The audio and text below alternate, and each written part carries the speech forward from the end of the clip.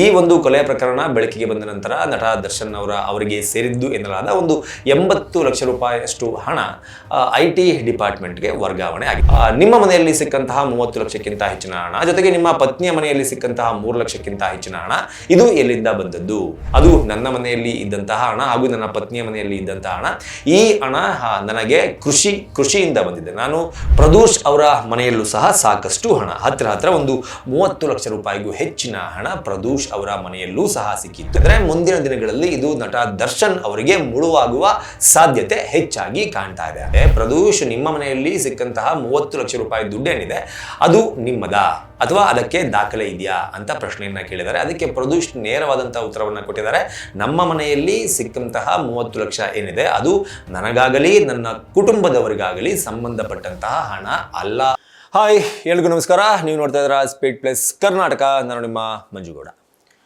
ನಟ ದರ್ಶನ್ ಅವರ ವಿಚಾರದಲ್ಲಿ ರೇಣುಕಾಸ್ವಾಮಿ ಕೊಲೆ ಪ್ರಕರಣದಲ್ಲಿ ಏನು ಅವರು ಪರಪ್ಪನ ಅಗ್ರಹಾರವನ್ನು ಸೇರ್ಕೊಂಡಿದ್ದಾರೆ, ಈ ವಿಚಾರದಲ್ಲಿ ನಾನು ಲಾಸ್ಟ್ ಒಂದು 3 ಆಪ್ಷನನ್ನು ಹೇಳಿದೆ. ಏನು ಅವರು ಹೊರಗಡೆ ಬರೋದಕ್ಕೆ ಅಥವಾ ಈ ಕೇಸ್ನಲ್ಲಿ ಏನು ಆಗಬಹುದು ಅನ್ನೋದಕ್ಕೆ ಅವ್ರ ವಿಚಾರದಲ್ಲಿ, ಅಂದರೆ ಈ ಕೇಸ್ನ ವಿಚಾರದಲ್ಲಿ 3 ಆಪ್ಷನ್ ಇದೆ. ಈ ಪ್ರಕರಣ ಹೌದು ನಾವೇ ಮಾಡಿದ್ದು ಅಂತ ಪ್ರೂವ್ ಆಗಿ ಜೈಲಿನಲ್ಲಿ ಶಿಕ್ಷೆಯನ್ನು ಅನುಭವಿಸೋದು. ಅಂದರೆ ಏನು ಹೇಳಲಾಗ್ತಾ ಇದೆ, ಅವ್ರ ಮೇಲೆ ಏನು ಸೆಕ್ಷನನ್ನು ಹಾಕಲಾಗಿದೆ, ಆ ಸೆಕ್ಷನ್ಗಳ ಮೂಲಕ ಹೇಳೋದಾದರೆ ಮರಣದಂಡನೆ ಅಥವಾ ಜೀವಾವಧಿ ಶಿಕ್ಷೆ ಅಂತ ಹೇಳ್ಬೋದು. ಬಟ್ ಇದ್ಯಾವುದು ಪ್ರೂವ್ ಆಗಿಲ್ಲ ಅಂತಂದರೆ ಜೈಲಿನಿಂದ ಹೊರಗಡೆ ಬರುವಂಥದ್ದಾಗ್ಬೋದು, ಅಥವಾ ಅವ್ರ ಮೇಲೆ ಹಾಕಿರುವಂತಹ ಸೆಕ್ಷನ್ಗಳಲ್ಲಿ ಕೊಲೆ ಹಾಗೂ ಕಿಡ್ನಾಪ್ ಈ ತರಹದ ಪ್ರಕರಣಗಳು ಅವರ ಮೇಲೆ ಲಾಗು ಆಗೋದಕ್ಕೆ ಸಾಧ್ಯವಿಲ್ಲ ಅಂತಾಗಿ ಬೇರೆ ಒಂದಷ್ಟು ಸೆಕ್ಷನ್ಗಳನ್ನು ಏನು ಆ್ಯಡ್ ಮಾಡಿದರೆ ಆ ಸೆಕ್ಷನ್ಗಳ ಪ್ರಕಾರ ಹೋಗೋದಾದರೆ ಒಂದು ಕನಿಷ್ಠ 3 ರಿಂದ 5 ವರ್ಷಗಳ ಕಾಲ ಶಿಕ್ಷೆ ಆಗಬಹುದು. ಸೊ ಈ 3 ಆಪ್ಷನ್ಗಳು ದರ್ಶನ್ ಅವರ ಈ ಕೇಸ್ನಲ್ಲಿ ಅವರ ಮುಂದೆ ಇದೆ. ಆದರೆ ಈ ಕೇಸ್ನ ಒಂದು ವೇಗವನ್ನು ಅಥವಾ ಇನ್ವೆಸ್ಟಿಗೇಷನನ್ನು ನೋಡ್ತಾ ಇದ್ರೆ, ಏನು 17 ಜನ ಆರೋಪಿಗಳಿದ್ದಾರೆ, ಆ 17 ಜನ ಆರೋಪಿಗಳಲ್ಲಿ ಯಾವ ಒಬ್ಬ ಆರೋಪಿಯೂ ಸಹ ಒಂದಷ್ಟು ದ್ವಂದ್ವವಾದಂತಹ ಹೇಳಿಕೆಯನ್ನು ಕೊಟ್ಟರೆ. ಫಾರ್ ಎಕ್ಸಾಂಪಲ್, ನಟ ದರ್ಶನ್ ಅವರು ಈ ಕೇಸ್ನ ಸಲುವಾಗಿ ವಿಚಾರಣೆಯನ್ನು ಎದುರಿಸಿದಾಗ ಅಥವಾ ಕೋರ್ಟ್ನಲ್ಲಿ ವಾದ ವಿವಾದಗಳು ಆಗುವಂತಹ ಸಂದರ್ಭದಲ್ಲಿ ಕೊಡುವಂತಹ ಉತ್ತರಕ್ಕೂ ಜೊತೆಗೆ ಅವರ ಜೊತೆಗೆ ಇರುವಂತಹ ಇನ್ನೊಂದು 16 ಜನಗಳು ಕೊಡುವಂತಹ ಉತ್ತರಕ್ಕೂ ತಾಳೆ ಆಗಬೇಕು. ಒಂದು ವೇಳೆ ದರ್ಶನ್ ಅವರು ಒಂದು ಸ್ಟೇಟ್ಮೆಂಟ್ ಹಾಗೂ ಮಿಕ್ಕುಳಿದವರು ಒಂದೊಂದು ಸ್ಟೇಟ್ಮೆಂಟ್ ತಲೆಗೆ ಒಂದೊಂದು ಉತ್ತರವನ್ನು ಕೊಡ್ತಾ ಹೋದರೆ ಮುಂದಿನ ದಿನಗಳಲ್ಲಿ ಹೈಕೋರ್ಟ್ನಲ್ಲಿ ಅಥವಾ ಏನು ಈಗ ಪ್ರೆಸೆಂಟ್ ವಿಚಾರಣೆ ನಡೀತಾ ಇದೆ ಆ ಕೋರ್ಟ್ನಲ್ಲೂ ಸಹ ನಟ ದರ್ಶನ್ ಅವರಿಗೆ ಸಿಕ್ಕಾಬಟ್ಟೆ ಸಂಕಷ್ಟ ಎದುರಾಗಬಹುದು. ನಾನು ಇನ್ನು ಮೊನ್ನೆ ಒಂದು ವಿಡಿಯೋವನ್ನು ಮಾಡಬೇಕಾದ್ರೆ ನಿಮಗೆ ಒಂದು ಇನ್ಫಾರ್ಮೇಷನ್ ಅನ್ನು ಕೊಟ್ಟಿದ್ದೆ. ಏನಪ್ಪಾ ಅದು ಇನ್ಫಾರ್ಮೇಷನ್ ಅಂತಂದ್ರೆ, ಈ ಒಂದು ಕೊಲೆ ಪ್ರಕರಣ ಬೆಳಕಿಗೆ ಬಂದ ನಂತರ ನಟ ದರ್ಶನ್ ಅವರಿಗೆ ಸೇರಿದ್ದು ಎನ್ನಲಾದ ಒಂದು 80 ಲಕ್ಷ ರೂಪಾಯಿಯಷ್ಟು ಹಣ IT ಡಿಪಾರ್ಟ್ಮೆಂಟ್ಗೆ ವರ್ಗಾವಣೆ ಆಗಿತ್ತು. ಅಂದರೆ ಆ ಕೇಸ್ನ ವಿಚಾರಣೆಯನ್ನು IT ಅವರು ಮಾಡಬೇಕು ಅನ್ನೋದನ್ನ ಪೊಲೀಸರು ಕೇಳ್ಕೊಂಡಿದ್ರು. ಯಾಕಪ್ಪ ಅಂತಂದ್ರೆ ಹಣಕ್ಕೆ ಸಂಬಂಧಪಟ್ಟಂತಹ ವಿಚಾರವನ್ನ ಪೊಲೀಸ್ನವರು ಇನ್ವೆಸ್ಟಿಗೇಷನ್ ಮಾಡೋದಕ್ಕೆ ಆಗಲ್ಲ, ಬದಲಾಗಿ ರೇಣುಕಾಸ್ವಾಮಿ ಕೊಲೆ ಪ್ರಕರಣವನ್ನು ಮಾತ್ರ ಅವರು ಇನ್ವೆಸ್ಟಿಗೇಷನ್ ಅನ್ನ ಮಾಡಬಹುದು.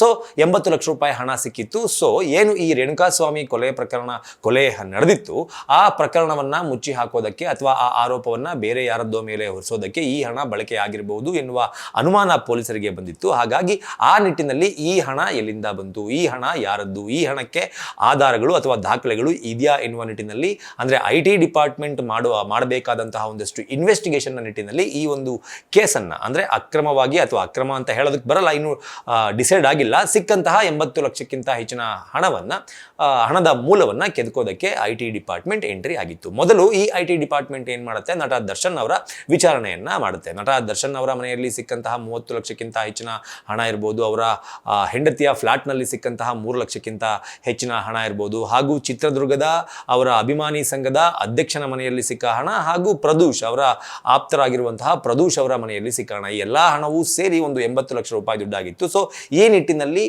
ನಟ ದರ್ಶನ್ ಅವರನ್ನ ವಿಚಾರಣೆ ಮಾಡಿದಾಗ ನಟ ದರ್ಶನ್ ಅವರು ಅದಕ್ಕೆ ಸಂಬಂಧಪಟ್ಟಂತಹ ಒಂದಷ್ಟು ಉತ್ತರವನ್ನ ಕೊಟ್ಟಿದ್ರು. ಏನಂತ ಉತ್ತರವನ್ನ ಕೊಟ್ಟಿದ್ರು, ನಿಮ್ಮ ಮನೆಯಲ್ಲಿ ಸಿಕ್ಕಂತಹ 30 ಲಕ್ಷಕ್ಕಿಂತ ಹೆಚ್ಚಿನ ಹಣ ಜೊತೆಗೆ ನಿಮ್ಮ ಪತ್ನಿಯ ಮನೆಯಲ್ಲಿ ಸಿಕ್ಕಂತಹ 3 ಲಕ್ಷಕ್ಕಿಂತ ಹೆಚ್ಚಿನ ಹಣ ಇದು ಎಲ್ಲಿಂದ ಬಂದದ್ದು? ಈ ಹಿಂದೆ ನೀವು ಯಾರಿಗಾದ್ರೂ ಕೈ ಸಾಲ ಕೊಟ್ಟಿದ್ರಾ, ಅಂದ್ರೆ ಒಂದಷ್ಟು ಅವಧಿಯ ಒಳಗಡೆ ಯಾರಿಗಾದ್ರೂ ಕೈ ಸಾಲ ಕೊಟ್ಟಿದ್ರಾ? ಈ ರೀತಿಯ ಒಂದಷ್ಟು ಪ್ರಶ್ನೆಗಳು ಎದುರಾಗಿತ್ತು. ಅದಕ್ಕೆ ನಟ ದರ್ಶನ್ ಅವರು ಏನಂತ ಉತ್ತರ ಕೊಟ್ಟಿದ್ರಪ್ಪ ಅಂತಂದ್ರೆ, ಎಸ್ ಹೌದು, ಅದು ನನ್ನ ಮನೆಯಲ್ಲಿ ಇದ್ದಂತಹ ಹಣ ಹಾಗೂ ನನ್ನ ಪತ್ನಿಯ ಮನೆಯಲ್ಲಿ ಇದ್ದಂತಹ ಹಣ.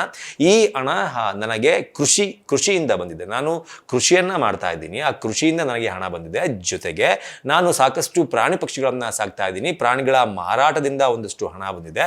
ಜೊತೆಗೆ ಪ್ರತಿ ವರ್ಷ ನನ್ನ ಹುಟ್ಟುಹಬ್ಬಕ್ಕೆ ಸಾಕಷ್ಟು ಸಂಖ್ಯೆಯಲ್ಲಿ ಅಭಿಮಾನಿಗಳು ಮನೆ ಬಳಿ ಬರ್ತಾರೆ, ಅವರು ಕೂಡ ನನ್ನ ಹುಟ್ಟುಹಬ್ಬಕ್ಕೆ ಸಾಕಷ್ಟು ಹಣವನ್ನು ಕೊಡ್ತಾರೆ, ಆ ಹಣವೂ ಸಹ ಅದರಲ್ಲಿ ಇದೆ ಎನ್ನುವ ಒಂದು ಉತ್ತರವನ್ನು IT ಡಿಪಾರ್ಟ್ಮೆಂಟ್ನ ಅಧಿಕಾರಿಗಳಿಗೆ ಕೊಟ್ಟಿದ್ರು. ಅದಕ್ಕೆ ಬೇಕಾದಂತಹ ದಾಖಲೆಗಳನ್ನು ಕೇಳಿದಾಗ ಸದ್ಯಕ್ಕೆ ಆ ಹಣಕ್ಕೆ ಬೇಕಾದಂತಹ ಯಾವುದೇ ದಾಖಲೆ ನನ್ನ ಬಳಿ ಇಲ್ಲ.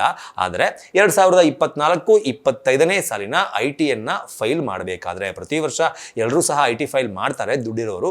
ಸೊ IT ಫೈಲ್ ಮಾಡಬೇಕಾದ್ರೆ ಇದಕ್ಕೆ ಸಂಬಂಧಪಟ್ಟಂತಹ ಎಲ್ಲ ದಾಖಲೆಗಳನ್ನು ಒದಗಿಸ್ತೀನಿ ಅಂತ IT ಡಿಪಾರ್ಟ್ಮೆಂಟ್ಗೆ ನಟ ದರ್ಶನ್ ಅವರು ಹೇಳಿದರು. ಆದರೆ ಪ್ರದೋಷ್ ಅವರ ಮನೆಯಲ್ಲೂ ಸಹ ಸಾಕಷ್ಟು ಹಣ, ಹತ್ತಿರ ಒಂದು 30 ಲಕ್ಷ ರೂಪಾಯಿಗೂ ಹೆಚ್ಚಿನ ಹಣ ಪ್ರದೋಷ್ ಅವರ ಮನೆಯಲ್ಲೂ ಸಹ ಸಿಕ್ಕಿತ್ತು. ಈ ವಿಚಾರವಾಗಿ ಪ್ರದೋಷ್ ಅವರನ್ನು IT ಡಿಪಾರ್ಟ್ಮೆಂಟ್ ಇನ್ವೆಸ್ಟಿಗೇಷನನ್ನು ಮಾಡಬೇಕಾದ್ರೆ ನಟ ದರ್ಶನ್ ಅವರು ಕೊಟ್ಟಂತಹ ಸ್ಟೇಟ್ಮೆಂಟ್ಗೂ ಹಾಗೂ ಪ್ರದೋಷ್ ಕೊಟ್ಟಂತಹ ಸ್ಟೇಟ್ಮೆಂಟ್ಗೂ ಅಜಗಜಾಂತರ ವ್ಯತ್ಯಾಸ ಇದೆ. ಹಾಗೂ ಪ್ರದೋಷ್ ಕೊಟ್ಟಿರುವ ಹೇಳಿಕೆಯನ್ನು ನೋಡ್ತಾ ಇದ್ರೆ ಮುಂದಿನ ದಿನಗಳಲ್ಲಿ ಇದು ನಟ ದರ್ಶನ್ ಅವರಿಗೆ ಮುಳುವಾಗುವ ಸಾಧ್ಯತೆ ಹೆಚ್ಚಾಗಿ ಕಾಣ್ತಾ ಇದೆ. ಅದು ಹೆಂಗಪ್ಪ ಅಂತಂದ್ರೆ, ಈ ಕೇಸ್ನ ಇನ್ವೆಸ್ಟಿಗೇಷನ್ ಅನ್ನ ನಡೆಸಬೇಕಾದ್ರೆ ಒಂದಷ್ಟು ಮಹಜರು ಪ್ರಕ್ರಿಯೆಗಳು ಆಗುತ್ತೆ. ಆರೋಪಿಗಳು ಅಂತ ಯಾರೆಲ್ಲ ಅರೆಸ್ಟ್ ಆಗಿದಾರಲ್ಲ ಅವರ ಮನೆ, ಅವರಿಗೆ ಸಂಬಂಧಪಟ್ಟಂತಹ ಬಿಸ್ನೆಸ್, ಈ ಎಲ್ಲಾ ಸ್ಥಳಗಳಲ್ಲೂ ಸಹ ಒಂದಷ್ಟು ಸರ್ಚಿಂಗ್ ಕಾರ್ಯ ನಡೆಯುತ್ತೆ. ಹೀಗೆ ಹುಡುಕಾಟ ನಡೆಸುವಂತಹ ಸಂದರ್ಭದಲ್ಲಿ ಪೊಲೀಸ್ ಅವರಿಗೆ ಪ್ರದೋಷ್ ಅವರ ಮನೆಯಲ್ಲಿ 30 ಲಕ್ಷ ರೂಪಾಯಿ ಹಣ ಸಿಗುತ್ತೆ. ಈ ಹಣ ಸಿಕ್ಕಾಗ ಅದನ್ನ ಪೊಲೀಸರು ಸೀಸ್ ಮಾಡ್ಕೊಂಡಿರ್ತಾರೆ, ಅದನ್ನು ತೆಗೆದುಕೊಂಡು ಹೋಗಿ IT ಡಿಪಾರ್ಟ್ಮೆಂಟ್ಗೆ ಕೊಟ್ಟಿರ್ತಾರೆ. ಈ ಒಂದು ಹಣದ ಬಗ್ಗೆ ವಿಚಾರಣೆಯನ್ನು ನಡೆಸುವಾಗ IT ಡಿಪಾರ್ಟ್ಮೆಂಟ್ ಒಂದು ಪ್ರಶ್ನೆಯನ್ನ ಕೇಳಿದೆ, ಪ್ರದೋಷ್ ನಿಮ್ಮ ಮನೆಯಲ್ಲಿ ಸಿಕ್ಕಂತಹ 30 ಲಕ್ಷ ರೂಪಾಯಿ ದುಡ್ಡೇನಿದೆ ಅದು ನಿಮ್ಮದಾ ಅಥವಾ ಅದಕ್ಕೆ ದಾಖಲೆ ಇದೆಯಾ ಅಂತ ಪ್ರಶ್ನೆಯನ್ನ ಕೇಳಿದ್ದಾರೆ. ಅದಕ್ಕೆ ಪ್ರದೋಷ್ ನೇರವಾದಂತಹ ಉತ್ತರವನ್ನು ಕೊಟ್ಟಿದ್ದಾರೆ. ನಮ್ಮ ಮನೆಯಲ್ಲಿ ಸಿಕ್ಕಂತಹ 30 ಲಕ್ಷ ಏನಿದೆ ಅದು ನನಗಾಗಲಿ ನನ್ನ ಕುಟುಂಬದವರಿಗಾಗಲಿ ಸಂಬಂಧಪಟ್ಟಂತಹ ಹಣ ಅಲ್ಲ ಅನ್ನೋದನ್ನ ನೇರವಾಗಿ ಹೇಳಿದ್ದಾರೆ. ಸೊ ಈ ಒಂದು ಕಾರಣದಿಂದಾನೇ ಮೋಸ್ಟ್ಲಿ ಮುಂದಿನ ದಿನಗಳಲ್ಲಿ ನಟ ದರ್ಶನ್ ಅವರಿಗೆ ಸಂಕಷ್ಟ ಎದುರಾಗಬಹುದು ಅಂತ ಹೇಳಲಾಗ್ತಾ ಇದೆ. ಯಾಕಪ್ಪ ಅಂತಂದ್ರೆ, ನನ್ನ ಮನೆಯಲ್ಲಿ ಸಿಕ್ಕಂತಹ 30 ಲಕ್ಷ ರೂಪಾಯಿ ಹಣ ನನ್ನದಲ್ಲ ಅಂತ ಪ್ರದೋಷ್ ಹೇಳಿದ ಮೇಲೆ ನೆಕ್ಸ್ಟು ಇದು ಯಾರದ್ದು, ಯಾರು ತಂದು ಕೊಟ್ಟರು, ಯಾವ ಉದ್ದೇಶಕ್ಕಾಗಿ ತಂದು ಕೊಟ್ಟರು ಎನ್ನುವ ಪ್ರಶ್ನೆಗಳು ಎದುರಾಗುತ್ತೆ.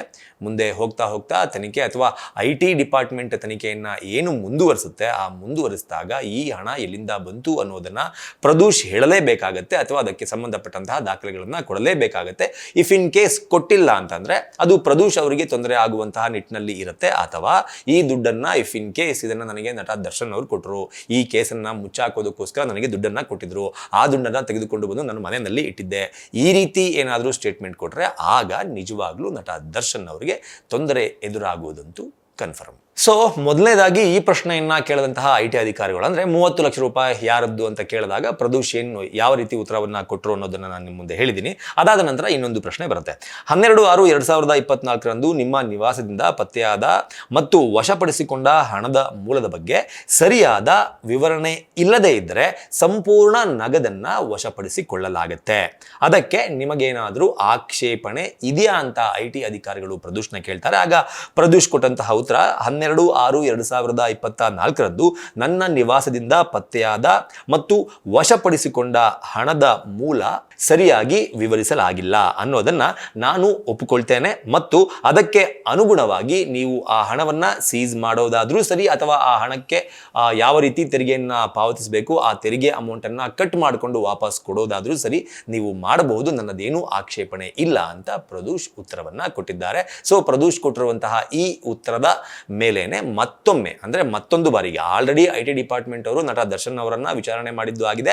ಪ್ರದೋಷ್ ಈ ಹೇಳಿಕೆಯನ್ನ ಕೊಟ್ಟ ನಂತರ ಮತ್ತೊಮ್ಮೆ ದರ್ಶನ್ ಅವರ ವಿಚಾರಣೆಯನ್ನ ಮಾಡಿಕೊಳ್ಳಬೇಕಾಗುತ್ತದೆ ಎನ್ನುವ ಕಾರಣಕ್ಕೆ ಮತ್ತೆ ದರ್ಶನ್ ಅವರ ವಿಚಾರಣೆಯನ್ನ ಮಾಡೋದಕ್ಕೆ IT ಡಿಪಾರ್ಟ್ಮೆಂಟ್ ತಯಾರಿಯನ್ನ ಮಾಡಿಕೊಳ್ತಾ ಇದೆ. ಸೊ ಪ್ರದೋಷ್ ಕೊಟ್ಟಿರುವಂತಹ ಈ ಹೇಳಿಕೆ ಮುಂದಿನ ದಿನಗಳಲ್ಲಿ ನಟ ದರ್ಶನ್ ಅವರಿಗೆ ಮುಳುವಾಗುತ್ತಾ ಅಥವಾ ವರವಾಗುತ್ತಾ ಅನ್ನೋದನ್ನ ಕಾಲವೇ ಉತ್ತರಿಸಬೇಕು. ಏನನ್ಸುತ್ತೆ ನಿಮಗೆ ಈ ಒಂದು ಪ್ರದೋಷ್ ಕೊಟ್ಟಿರುವಂತಹ ಹೇಳಿಕೆಯನ್ನ ನೋಡ್ತಾ ಇದ್ರೆ? ನನ್ನ ಮನೆಯಲ್ಲಿ ಸಿಕ್ಕಂತಹ 30 ಲಕ್ಷ ಹಣ ನನ್ನದಲ್ಲ, ನನ್ನ ಮನೆಯಲ್ಲಿ ಸಿಕ್ಕ 30 ಲಕ್ಷ ಹಣಕ್ಕೂ ನನಗೂ ಅಥವಾ ನನ್ನ ಕುಟುಂಬಸ್ಥರಿಗೂ ಯಾವುದೇ ರೀತಿ ಸಂಬಂಧ ಇಲ್ಲ ಎನ್ನುವ ಸ್ಟೇಟ್ಮೆಂಟ್ ಅನ್ನ ನೋಡ್ತಾ ಇದ್ರೆ ಏನನ್ಸುತ್ತೆ ಅನ್ನೋದನ್ನ ಕಮೆಂಟ್ ಬಾಕ್ಸ್ ಮೂಲಕ ತಿಳಿಸಿ ಅಂತ ಕೇಳ್ಕೊತಾ ಈ ವಿಡಿಯೋನ ಮುಗಿಸ್ತಾ ಇದ್ದೀನಿ. ನಮಸ್ಕಾರ.